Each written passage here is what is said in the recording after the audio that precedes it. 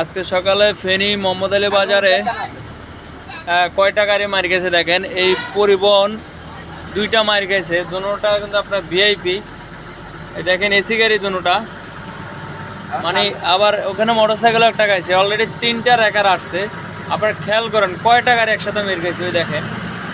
আর কারণ হলো যে কি, আচ্ছা বৃষ্টিবার তো হঠাৎ করে বৃষ্টি নামছে, কিছু করার নেই, দুর্ঘটনা হয়ে গেছে। যাই হোক, সবাই সাবধানে গাড়ি চালাবেন। অনেক যানজট লেগে গেছে রাস্তাঘাটে, দেখেন কি পরিমাণ যানজট, একদম মানে দোনো সাইডে প্রচুর পরিমাণ।